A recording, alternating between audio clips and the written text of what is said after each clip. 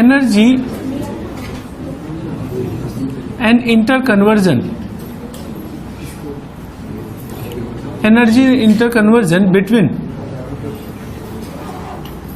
its various forms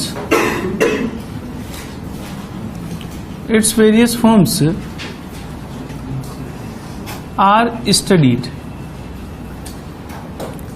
यानी हम क्या करते हैं थर्मोडायनामिक्स में, एनर्जी जो है उनकी वेरियस फॉर्म्स और उनके बीच में जो इंटरकन्वर्जन है उसको स्टडी करते हैं इन थर्मोडायनामिक्स। ठीक है, इसी के साथ एक टॉपिक भी रिलेटेड है थर्मोकेमिस्ट्री, ठीक है ना, जो कि हम बाद में पढ़ेंगे, जिसमें केमिकल रिएक्शंस के साथ डील किया जाएगा। ठीक है, फिजिक्स और केमिस्ट्री का जो थर्मोडायनामिक्स है थोड़ा सा सिमिलर है, बाकी मोरेवर दोनों एक तरह से डिफरेंट है फिजिक्स और केमिस्ट्री के थर्मोडायनामिक्स, क्योंकि उनमें फार्मूले जो है एकदम चेंज हो जाते हैं, साइन कन्वेक्शन चेंज है। ठीक है, तो हम ये ना माने कि थर्मोडायनामिक्स फिजिक्स में भी बिल्कुल ऐसा कैसा आएगा। शुरू की कुछ डेफिनेशन है वो दोनों जगह कॉमन है, जो हम स्टार्ट कर रहे हैं। सबसे पहले सिस्टम हम किसको बोलते हैं? Anything real in the universe, anything real in universe can be assumed as a system, can be assumed as a system. कोई भी चीज जो दुनिया में हो, anything real that can be assumed as a system. और सिस्टम को छोड़कर बाकी सारी जो चीजें हैं यूनिवर्स में, उसको मानते हैं हम सराउंडिंग। ठीक है, यानी दूसरी डेफिनेशन में लिख रहा हूं बी सराउंडिंग। सराउंडिंग हम किसको बोलते हैं?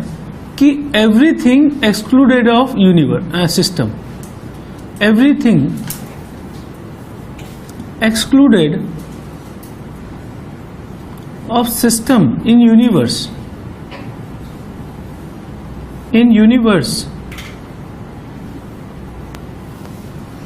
will be surrounding,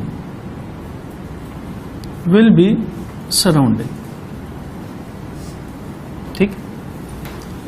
and system और सराउंडिंग के बीच में जो डिफरेंशिएट करता है वो है बाउंड्री लेयर। तो सी हम देख रहे हैं बाउंड्री लेयर, ठीक। बाउंड्री लेयर की डेफिनेशन क्या है? It separates system and surrounding, system and surrounding, it separates system and surrounding. और बाउंड्री लेयर जो है वो दो तरह की होती है, एक तो fixed and second one is movable, ठीक। फिक्स्ड है जैसे कि कमरा है, तो कमरे में बाउंड्री जो है फिक्स है। लेकिन मान लीजिए हम एक बकेट में पानी भर रहे हो और पानी को सिस्टम मान ले, तो पानी की जो बाउंड्री है वो चेंज होती जाएगी टाइम के साथ, ठीक है। तो दो तरह की बाउंड्री लेयर हो सकती है, फिक्स्ड और मूवेबल, ठीक। चलिए अब हम बात कर रहे हैं types of system, types of system. System जो है सबसे पहला होता है ओपन सिस्टम।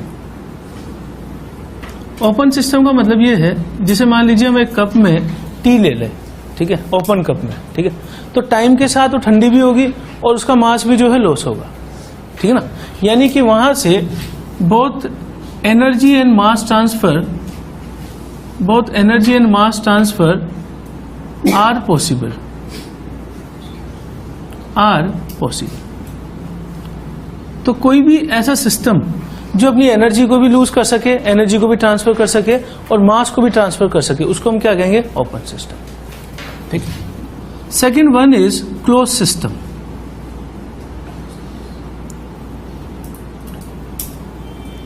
क्लोज सिस्टम हम किसको बोलेंगे? कि जिससे एनर्जी का तो ट्रांसफर हो सके पर मास का ट्रांसफर पॉसिबल ना हो, ठीक है ना। जैसे मान लो इस कमरे को बिल्कुल पैक कर दिया जाए तो यहां से हीट का तो ट्रांसफर हो सकता है, पर जो अंदर मास है वो अंदर का अंदर ही बंद रहेगा। कोई भी चीज इसको बिल्कुल अपन एनक्लोज कर दें, सील कर दें, तो उसके बाद वहां से मास का ट्रांसफर पॉसिबल ना हो, पर एनर्जी का ट्रांसफर तो होगा, ठीक है। यानी हम ये कह सकते हैं only transfer of energy is possible, only transfer of energy is possible. इसका एग्जाम्पल मैं ले सकता हूं T in close vessel, closed vessel, तो अगर ओपन कप में हमने टी रखा है तो ओपन सिस्टम हो जाएगा, और क्लोज कप में हमने टी रखा है तो वो क्या बन जाएगा, क्लोज सिस्टम। तीसरा सिस्टम देखते हैं, आइसोलेटेड सिस्टम। आइसोलेटेड सिस्टम हम उसको बोलते हैं कि जिसमें दोनों ही चीजों का ट्रांसफर पॉसिबल ना हो, ठीक है ना। Both energy and mass transfer are not possible, and mass transfer are not possible, ठीक। इसका एग्जाम्पल हम लिख सकते हैं टी इन थर्मस, ठीक। अब थर्मस में टी अगर हमने रखी है, ठीक है, तो अगर मान लो एक परफेक्ट थर्मस होगा तो हम ये मानेंगे कि उसमें टी जो है ना तो क्लोज सिस्टम है तो मास का ट्रांसफर भी नहीं हो सकता, ठीक है, और अगर बिल्कुल परफेक्टली इंसुलेटेड है तो एनर्जी का भी ट्रांसफर नहीं होगा। लेकिन अगर हम थर्मस कितना भी अच्छा बना ले, ऐसा हो ही नहीं सकता कि काफी लंबे समय बाद भी वो ठंडा ना हो, ठीक है। तो हम इसके लिए लिखते हैं कि no perfect isolated system is possible, no perfect isolated system is possible. कोई भी ऐसा सिस्टम नहीं दुनिया में जो कि बहुत लंबे समय बाद भी एनर्जी को रोक सके, ठीक है। तो एनर्जी का ट्रांसफर होगा ही होगा इसमें भी, ठीक है ना। पर इसको एक अपन इसका एक एग्जांपल ले सकते हैं, ठीक है ना, पर परफेक्ट नहीं होगा एग्जांपल इसका, क्योंकि आइसोलेटेड सिस्टम बनाना जो है वो पॉसिबल नहीं है, ठीक है। तो तीन तरह के सिस्टम है, ओपन, क्लोज और यहाँ पे आइसोलेटेड। अब नेक्स्ट हम देख रहे हैं इसमें थर्मोडायनामिक वेरिएबल्स।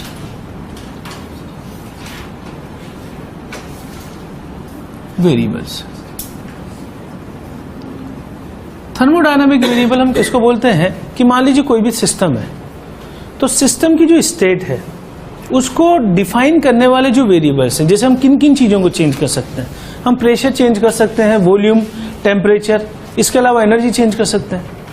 तो वो सब फंक्शन जो किसी सिस्टम की स्टेट को डिफाइन करते हैं, these can define state of A system. और इसके एग्जांपल में ले लूं प्रेशर, वॉल्यूम, टेम्परेचर और एंथैल्पी, ये सब थर्मोडायनामिक वेरिएबल्स हैं, ठीक। अब थर्मोडायनामिक वेरिएबल जब चेंज होंगे, यहां तक नोट किया,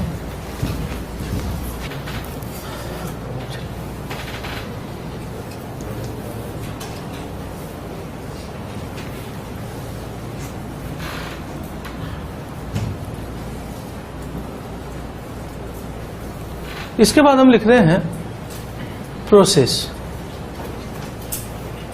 प्रोसेस हम किसको बोलेंगे कि मान लीजिए एक स्टेट से दूसरे स्टेट पे सिस्टम चला जाए, ठीक है ना। यानी हम ये लिखेंगे if system changes, system goes from one state to another state, from one state to another state, another state, या हम ये बोल सकते हैं any thermodynamic variable is change, thermodynamic variable is changed, is changed, ठीक। जैसे मान लो हम पीवी कर्व में देख लें, सपोज करो सिस्टम यहां पर है P1 V1 पर, ठीक। मान लो यहां से यहां चला जाए P1 V2 पर, तो हम इसे क्या नाम देंगे, ये एक प्रोसेस है, ठीक। समझिए बात को, एक जगह से उसे दूसरी जगह जाना है, कोई ना कोई चीज चेंज करनी है उसे, ठीक है। चाहे टेम्परेचर चेंज कर दे, चाहे प्रेशर, चाहे वॉल्यूम, चाहे एनर्जी, ठीक है ना। तो वो अपनी ओरिजिनल पोजीशन से शिफ्ट होकर किसी और पोजीशन पे चला गया, तो उसको हम क्या नाम दे देंगे, प्रोसेस, ठीक है। इसके बाद जो है अगर कई सारे प्रोसेस हो रहे हैं तो उसको हम क्या बोलते हैं, साइकिल। साइकिल क्या है, it is made of two or more processes,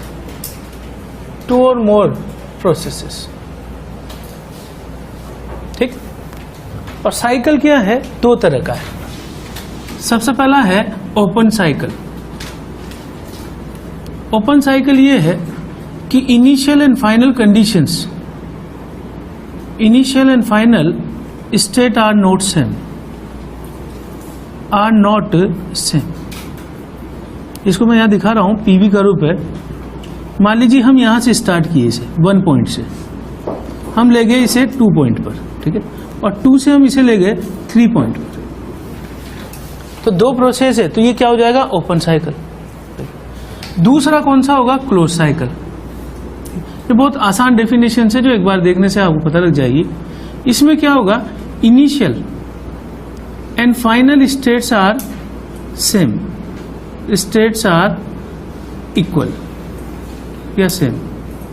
जैसे मान लो हम पीवी कर्व पर 1.1 से स्टार्ट किया मैंने, यहां पे मैं इसे 2 पे ले गया, 2 से मैं इसे 3 पे ले गया, और 3 से मैं इसे कहां ले आया, वापस 1।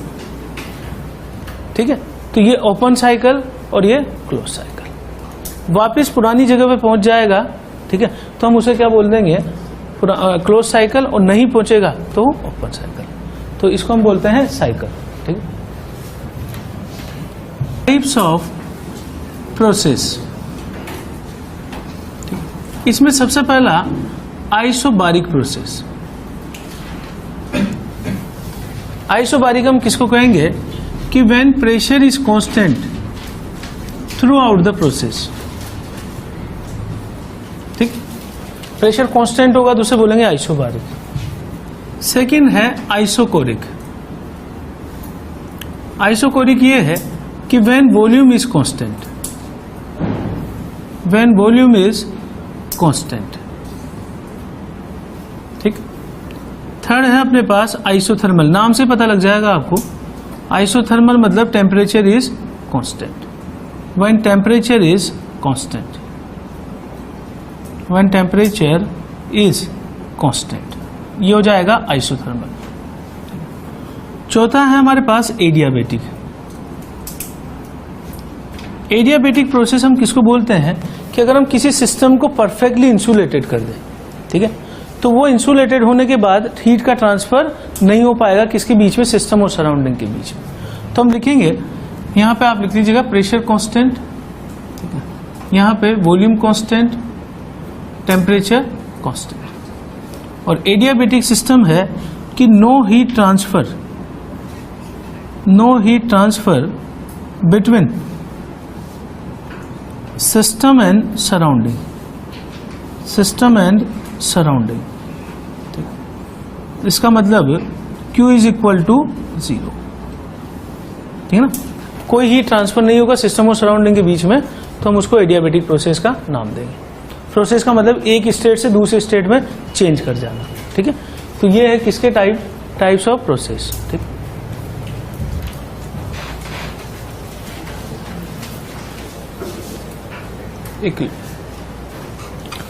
थर्मोडायनामिक इक्विलिब्रियम किसको बोलते हैं, if any property remains constant,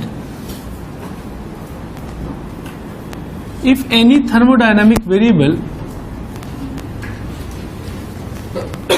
if any of thermodynamic variable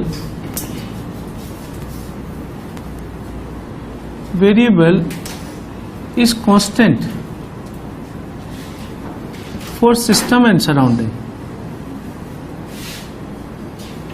यानी कोई एक प्रॉपर्टी जो है सिस्टम और सराउंडिंग के बीच में कॉमन हो जाए, कांस्टेंट हो जाए, तो हम उसको बोलेंगे थर्मोडायनामिक वेरिएबल। ये सबसे पहला टाइप है थर्मल इक्विलिब्रियम। थर्मल इक्विलिब्रियम, तो नाम से पता लग रहा है कि टेम्परेचर क्या रहना चाहिए, कांस्टेंट। ठीक, अगर सिस्टम और सराउंडिंग के बीच में टेम्परेचर कांस्टेंट रहेगा, ठीक है, तो हम उसको बोलेंगे there is thermal equilibrium between system and surrounding. दूसरा है मैकेनिकल इक्विलिब्रियम। तो मैकेनिकल इक्विलिब्रियम में हमें बोलेंगे कि प्रेशर इज कांस्टेंट, सिस्टम और सराउंडिंग के बीच में जो प्रेशर ग्रेडियंट है वो 0 होगा, टाइम के साथ प्रेशर में चेंज नहीं होगा, यानी प्रेशर इज कांस्टेंट। तीसरा है मटेरियल इक्विलिब्रियम। तो मटेरियल इक्विलिब्रियम में ये 2 तरह का है। ठीक है, दो तरह का है। सबसे पहला फिजिकल इक्विलिब्रियम, जो केमिकल इक्विलिब्रियम में हम पढ़ते हैं। जैसे मान लो एक सॉलिड से मैं किस में चेंज कर लूँ, एस लिक्विड में, change in only physical state. और दूसरा है केमिकल इक्विलिब्रियम, ठीक है ना। केमिकल इक्विलिब्रियम जैसे N2O4 से हम बना रहे हैं 2NO2, ठीक। तो यहाँ पे क्या हो जाएगा, कॉन्सेंट्रेशन क्या हो जाएगी, कांस्टेंट, ठीक। तो मेटल इक्विलिब्रियम में आप क्या लिख सकते हो कि कॉन्सेंट्रेशन इज कांस्टेंट, ठीक। तो चार तरह का ये हम मान सकते हैं कि थर्मोडायनामिक इक्विलिब्रियम है, ठीक। अब जो प्रॉपर्टीज हैं थर्मोडायनामिक प्रॉपर्टीज, उनको हम डिवाइड कर रहे हैं state function and path function, state function and path function.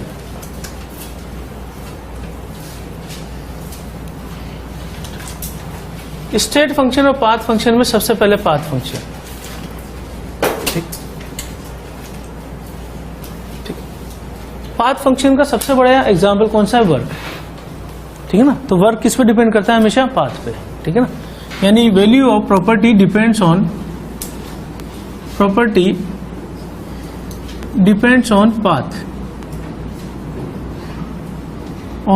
Path, ठीक है। जैसे एग्जांपल वर्क एंड हीट, ठीक। तो वर्क एंड हीट हमेशा किस पे डिपेंड करेगा, पाथ पे, कि किस तरीके से हम उसको ले जा रहे हैं। सेकंड जो है फंक्शन, वो है स्टेट फंक्शन। स्टेट फंक्शन की क्या खासियत होगी, it's property, it's value depends only on initial and final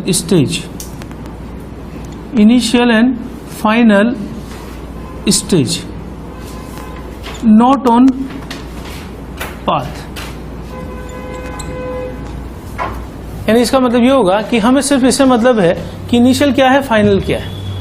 अब उसको कैसे ले जा रहे हैं उससे कोई मतलब नहीं, ठीक है ना। जैसे मान लीजिए सपोज करो मैं यहां से एक पॉइंट ले जाऊं, ठीक है, 1, 2 और 3, ठीक। अगर मान लो मैं इसकी जगह जो है इसको मैं यहां पे सीधा ही ले जाऊं, ठीक है। तो ऐसी प्रॉपर्टी जिसको सिर्फ किससे मतलब है, इनिशियल और फाइनल स्टेज से, ठीक है ना। ये तो मैंने समझाने के लिए किया है, इसको आप बनाएंगे नहीं। स्टेट फंक्शन जो इनिशियल और फाइनल कंडीशन पे डिपेंड करता हो। तो जैसे इसका एग्जांपल है एंथैल्पी, इंटरनल एनर्जी, ठीक है, टेम्परेचर चेंज, ठीक है। इसके अलावा entropy change, Gibbs energy change, ये सब हम पढ़ने वाले हैं थर्मोडायनामिक्स में आगे जाके, ठीक है ना। तो अभी मैं लिख नहीं रहा हूं इनका नाम क्या क्या है, ठीक है। तो ये होगा H2 minus H1, final minus initial, E2 minus E1, T2 minus T1, S2 minus S1, और ये G2 माइनस G1। तो ऐसी प्रॉपर्टी इन शॉर्ट जिनके आगे मैं ये साइन लगा सकता हूं, डेल्टा वाला साइन, वो सारे क्या कहलाएंगे, स्टेट फंक्शन। वर्क के आगे आप डेल्टा नहीं लगा के देखोगे, कभी भी आप वर्क के आगे देखोगे तो डेल्टा नहीं लगा हुआ, W2 माइनस W1 कभी नहीं लिखा जाता है, because work is a path function. Work में हमेशा डिपेंड करेगा कि आप उसको कैसे ले जा रहे हो। जैसे यहां से यहां तक मैं कंप्रेस करना चाह रहा हूं, तो मेरे पास दो तरीके, एकदम सडनली कर दे या फिर धीरे धीरे करें, ठीक है। तो दोनों केस में वर्क अलग अलग आने वाला है, समझ रहे हो। लेकिन जैसे कोई चीज है एंथैल्पी चेंज है, तो एंथैल्पी चेंज जो है हमेशा इनिशियल और फाइनल कंडीशन पे डिपेंड करने वाली है, ठीक। ये internal energy change, temperature change, entropy change, Gibbs energy change, ठीक है। तो थर्मोडायनामिक वेरिएबल्स को हमने दो कैटेगरी में बांटा है, state function, path function. Path function path पे डिपेंड करेगा, स्टेट फंक्शन स्टेट पर ही डिपेंड करेगा, ठीक है। अब एक और कैटेगरी से इनको हमने डिवाइड किया है, मास पे डिपेंडेंस, ठीक है ना। तो मास डिपेंडेंस कैसे देखते हैं वो देखते हैं। Intensive and extensive properties,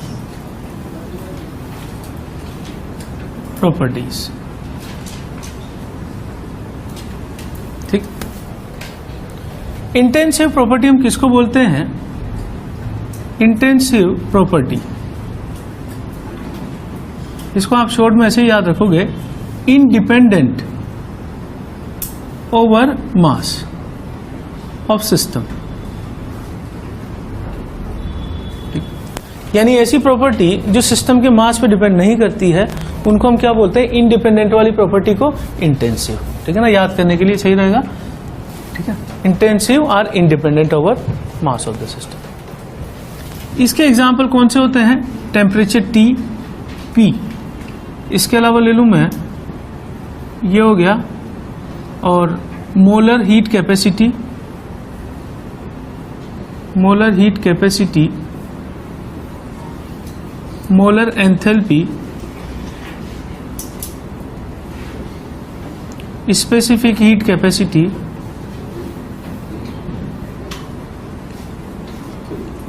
specific heat capacity, इसके अलावा कॉन्सेंट्रेशन,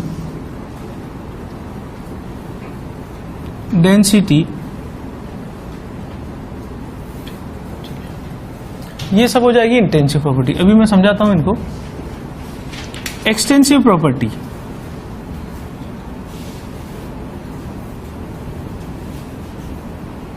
ये क्या होगी, it depends on mass of system,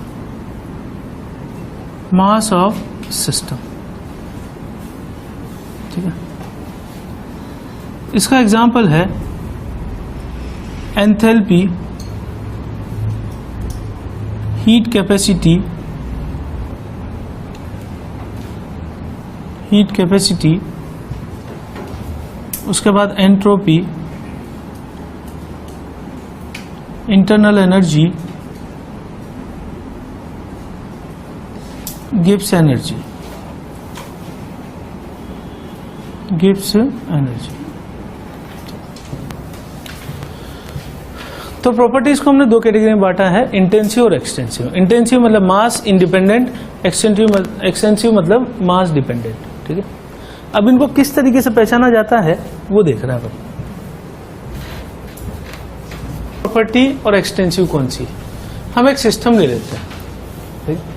system में मैंने प्रेशर P मान लिया, वॉल्यूम V, मोल N, temperature T, enthalpy H, E और एंट्रोपी इसी तरीके से S। अगर मान लीजिए, और कॉन्सेंट्रेशन मैंने मान ली, कॉन्सेंट्रेशन बराबर मोल अपॉन वॉल्यूम, मोल N मान ली मैंने, डेंसिटी है मास अपॉन वॉल्यूम। अब अगर मान लो मैं इस सिस्टम को दो पार्ट में डिवाइड कर दूं, मान लो ये कमरा है, इस कमरे को हम दो पार्ट में डिवाइड कर दें, 2 इक्वल पार्ट। ठीक है, ठीक है। अगर कोई प्रॉपर्टी आधी हो गई है, ध्यान देना, इस कमरे में एक बाउंड्री हम खींच दें, जो चीज आधी हो जाएगी एग्जैक्टली, ठीक है, वो इसका मतलब मास पे डिपेंड कर रही है, और जो आधी नहीं होगी वो मास इंडिपेंडेंट होगी, तो वो क्या हो जाएगी, इंटेंसिव। अब आप ये सोचो कि इस कमरे में अगर एक पार्टीशन डाल दें, ठीक है, तो उस पार्टीशन डालने से वॉल्यूम V/2 हो जाएगा और मोल N/2 हो जाएंगे, मास क्या हो जाएगा, M/2। प्रेशर चेंज होगा कि नहीं होगा, इसमें नहीं होगा, तो P सेम ही रहेगा। तो P कौन सी प्रॉपर्टी हो गई, इंटेंसिव प्रॉपर्टी। टेम्परेचर इस कमरे में चेंज नहीं होगा, तो क्या हो जाएगी ये, इंटेंसिव प्रॉपर्टी। ठीक, अच्छा, एंथैल्पी एनर्जी सारी आधी हो जाएगी, H/2, E/2, S/2। ठीक है, एनर्जी सीधी सी बात है, एनर्जी किस पे डिपेंड करती है, मास पे। अगर ज्यादा पार्टिकल होंगे तो ज्यादा एनर्जी होगी। मान लो एक पार्टिकल की x एनर्जी है, तो 1000 पार्टिकल की 1000x होगी और 2000 पार्टिकल की 2000x होगी। तो एनर्जी तो सीधी किस पे डिपेंड करती है, मास पे। ठीक है, इनमें कुछ ऐसी चीजें हैं जो मैंने यहां इंक्लूड नहीं की है, जैसे molar heat capacity, molar enthalpy, specific heat capacity. अभी लिखेंगे अपन इनको। ये मास पे, यूनिट मास के लिए है, ये यूनिट मोल के लिए है, यूनिट मोल। अब आपने क्वांटिटी तो फिक्स कर दी ना। जब मैं बोल रहा हूं कि मोलर हीट कैपेसिटी, इसका मतलब 1 मोल की हीट कैपेसिटी, तो अपने आप ये प्रॉपर्टी कौन सी हो जाएगी, इंटेंसिव। क्योंकि अब मैं मास थोड़ा चेंज कर सकता हूं। मोलर हीट कैपेसिटी तो 1 मोल के लिए फिक्स हो गई वो, ठीक ना। लेकिन अगर मैं जनरल हीट कैपेसिटी की बात करूंगा तो वो तो अगर इतना सा पार्टिकल है तो उसका अलग है और इसका अलग। तो इसके साथ आप मोलर या स्पेसिफिक वर्ड लगा दोगे, ठीक है, तो वो 1 मोल के लिए फिक्स हो गई और मास पे डिपेंडेंसी उसकी हट गई है, ठीक ना। तो प्रॉपर्टी क्या बन जाएगी, इंटेंसिव प्रॉपर्टी। ठीक है। तो दो तरह की प्रॉपर्टी अपन डिफाइन कर रहे हैं, intensive extensive. L heat study कर रहा है, हीट। अब हीट क्या है? It is disordered form of energy, disordered form of energy. तो बताइए ऑर्डर्ड फॉर्म ऑफ एनर्जी कौन सी होती है? वर्क। जैसे हम किसी पार्टिकल को खींच के इधर, ठीक है, तो वर्क कर रहे हैं अपन उस पर, और वो वर्क है ना यूनिफॉर्मली सभी में डिस्ट्रीब्यूट होगा। लेकिन अगर मान लो मैं किसी कमरे में गैस को गर्म करने लग जाऊं, यहां हम स्टोव रख दें, तो किसी पार्टिकल को ज्यादा एनर्जी मिलने वाली है, किसी को कम एनर्जी मिलने वाली है, ठीक है। तो हीट जो है that is disordered form of energy. और दूसरा पॉइंट ये है कि एनर्जी इज ट्रांसफर्ड,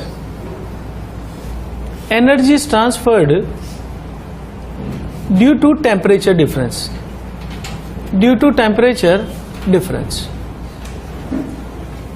कहने का मतलब क्या है कि अगर मान लीजिए सपोज हम एक इस तरह का एक सरफेस रख दें जिसका टेम्परेचर 100 डिग्री सेंटीग्रेड हो, इसके ऊपर हम कोई ऑब्जेक्ट रख दें जिसका टेम्परेचर 25 डिग्री सेंटीग्रेड, ठीक है। तो गर्म सरफेस पे ठंडी सरफेस रखेंगे तो यहां से एनर्जी इधर फ्लो करेगी, ठीक है। एनर्जी किसकी फॉर्म में फ्लो करेगी? हीट की फॉर्म में। तो जब भी दो सरफेस कांटेक्ट में होगी और उनका टेम्परेचर डिफरेंस होगा, तो because of this temperature difference energy is transferred and that is called as heat. समझ गए बात को? तो अगर इसके अलावा और किसी तरीके से होगा तो फिर उसको वर्क में काउंट कर ले, है ना। तो दो तरह का फॉर्म है एनर्जी का हमारे पास, हीट और work. Work ordered form of energy है और उसमें other than temperature difference energy transfer है, और इसमें टेम्परेचर डिफरेंस की वजह से एनर्जी ट्रांसफर, तो इसको हम बोलेंगे हीट।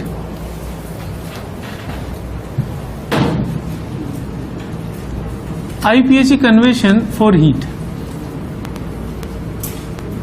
तो इसमें पहला केस है heat given to system, to system is taken as positive. यानी अगर मैं एक सिस्टम ले लूं और हम किसी तरीके से इसे हीट देने लग जाएं, तो ये हीट क्या मानी जाएगी? साइन के हिसाब से पॉजिटिव। और सेकंड कन्वेंशन है heat loss by system, by system. तो ये आईयूपीएसी ने माना है इसको नेगेटिव। यानी कि मान लीजिए एक ऑब्जेक्ट है, ठंडा हो रहा है, ठंडा हो रहा है तो हीट बाहर निकालेगा, तो लॉस अगर होगा तो उसे साइन के हिसाब से क्या मानेंगे हम? ठीक है ना। तो गेन पॉजिटिव और लॉस नेगेटिव, गेन पॉजिटिव और लॉस नेगेटिव। ये आईयूपीएसी कन्वेंशन है किसके लिए? हीट के लिए। कैपेसिटी, हीट कैपेसिटी को मैं रिप्रेजेंट कर रहा हूं कैपिटल सी से, ठीक। हीट कैपेसिटी ये है कि नाम से क्या पता लग रहा है हमें कि कितनी हीट वो रख सकता है, दैट इज कॉल्ड एज एक तरह से हीट कैपेसिटी, ठीक है। पर वैसे अपन इसको डिफाइन कैसे करते हैं कि कोई भी ऑब्जेक्ट है किसी भी मास का, तो उसका टेम्परेचर 1 डिग्री सेंटीग्रेड बढ़ाना होगा, तो उसके लिए जितनी एनर्जी उसको चाहिए या जितनी हीट चाहिए उसे हम क्या बोलते हैं? हीट कैपेसिटी, ठीक है। तो हम ये कहेंगे कि it is heat required to raise temperature by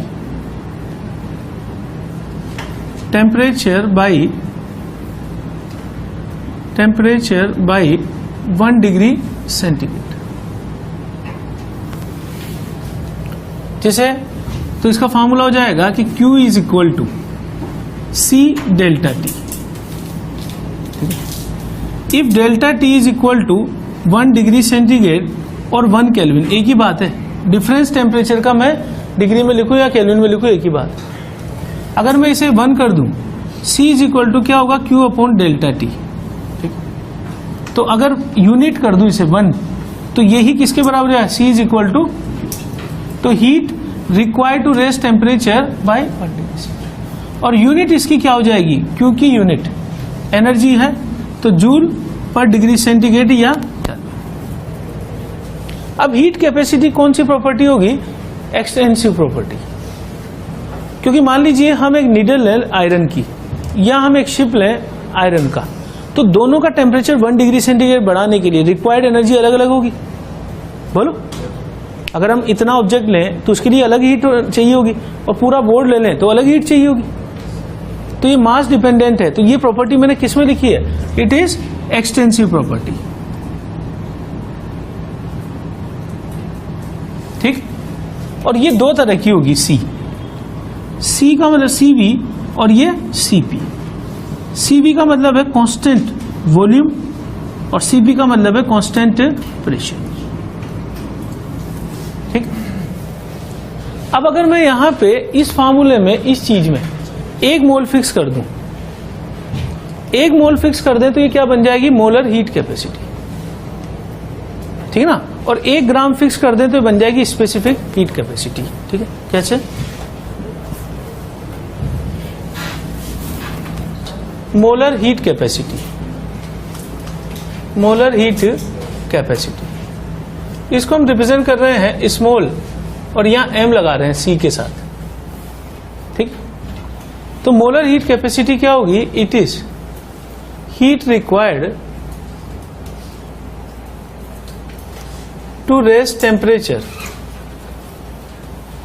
temperature by 1 degree centigrade for 1 mole compound या 1 mole substance।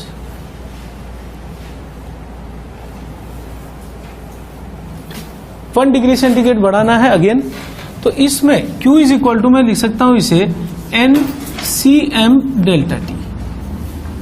तो Cm क्या हो जाएगा? Q upon N delta T। तो अगर मैं 1 मोल ले लूं और 1 डिग्री सेंटीग्रेड ले लूं तो यही चीज किसके बराबर होगी? हीट। ठीक है, यूनिट क्या हो जाएगी इसकी? जूल पर मोल पर केल्विन या डिग्री सेंटीग्रेड। ठीक है, तो दोनों में डिफरेंशिएट कर सकते हैं ना। अच्छा, ये कौन सी प्रॉपर्टी हो गई? It is intensive property. क्यों? क्योंकि अब मास डिपेंडेंट नहीं है, 1 मोल में फिक्स कर चुका हूं, तो इट इज इंटेंसिव प्रॉपर्टी। अगर मैं इस फार्मूले में यूनिट मास कर दूंगा तो फिर क्या बन जाएगी? Specific heat capacity. तो लिखते हैं आगे city.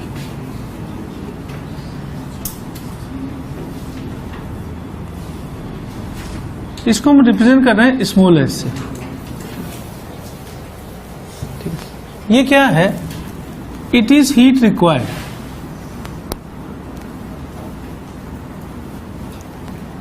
to raise temperature by 1 degree centigrade for 1 gram compound। 1 ग्राम भी ले सकते हैं या इसकी जगह लिख सकता हूं यूनिट मास। ठीक है ना, 1 kg भी ले सकते हैं, 1 यूनिट मास होना चाहिए। तो यहां से इसके लिए Q is equal to formula हो जाएगा ms डेल्टा T, यानी S is equal to Q upon M delta T। Unit क्या हो जाएगी इसकी? जूल पर ग्राम पर केल्विन या डिग्री सेंटीग्रेड। तो अगर हीट कैपेसिटी के नीचे ग्राम लगा हो यूनिट में तो वो क्या बन जाएगी? स्पेसिफिक। मोल लगा हो तो मोलर, और अगर जूल पर केल्विन ही सीधा दिया हो तो फिर वो क्या हो जाएगी? Heat capacity. और ये भी 1 ग्राम मैंने फिक्स कर दिया है, इसलिए कौन सी हो जाएगी? Intensive property. ठीक है, तो किसी सिस्टम के लिए हीट निकालनी है तो 3 फार्मूले हैं, C डेल्टा T। अच्छा, ये भी 2 तरीके से, SV और ये SP। SV का मतलब कांस्टेंट वॉल्यूम और SP मतलब कांस्टेंट। ऐसे ये CM भी 2 तरीके से है। CM का 2 टाइप है, CMV और CMP, constant volume constant pressure. ठीक, तो मेरे पास 3 फार्मूले हो गए, C डेल्टा T या NCm डेल्टा T या MS डेल्टा T। सही है, अब अपन क्वेश्चन के अकॉर्डिंग देख लेंगे कि कौन सी हीट कैपेसिटी दी हुई है, उस हिसाब से इसको सोल्व करें। ठीक है ना, मान लीजिए वो बोल देता है कि 20 gram of iron is heated. ठीक है, अब अगर वो 20 ग्राम ऑफ आयरन दे देगा और अगर मान लो वो स्पेसिफिक हीट कैपेसिटी दे रहा है, कैसे पहचानेंगे? यूनिट देख के। तो फिर फार्मूला कौन सा यूज करेंगे? ये वाला। अगर वो यूनिट देता है जूल पर मोल केल्विन तो फिर ये यूज करेंगे, तो 20 ग्राम आयरन को मोल में चेंज करूंगा। और अगर मान लो वो यूनिट दे देता है जूल पर केल्विन सिर्फ, तो फिर उस 20 ग्राम का कोई यूज नहीं है क्वेश्चन। समझिए बात हो? तो इस तरीके से इसमें क्वेश्चन बन सकते हैं। अब इसमें जो है यहां पे 4 केसेस ले रहा हूं मैं। आइसोकोरिक प्रोसेस होगा तो C बराबर लिखा जाएगा CV, कांस्टेंट वॉल्यूम। आइसोबारिक होगा तो C बराबर क्या लिखा जाएगा? C। और आइसोथर्मल हुआ तो आइसोथर्मल में C बराबर होगा इनफाइनाइट। क्यों? क्योंकि C बराबर हम क्या लिख रहे हैं? Q upon delta T। Isothermal में क्या चीज कांस्टेंट है? टेम्परेचर। टेम्परेचर कांस्टेंट होगा तो डेल्टा T की वैल्यू क्या होने वाली है? 0। तो C क्या हो जाएगा? इनफाइनाइट। और चौथा पार्ट एडियाबेटिक अगर प्रोसेस है तो एडियाबेटिक में C की वैल्यू क्या हो जाएगी? 0। क्यों? क्योंकि Q is equal to C delta T। तो अगर आप Q 0 कर दोगे तो C की वैल्यू क्या हो जाएगी? 0। तो स्पेसिफिक हीट कैपेसिटी या कैपेसिटी कोई भी ले लूं मैं, हीट कैपेसिटी की 4 तरह की वैल्यू होती है। CV constant volume, CP constant pressure, infinite isothermal और 0 यहाँ पे एडियाबेटिक। ठीक है, यही आज रोक रहे हैं।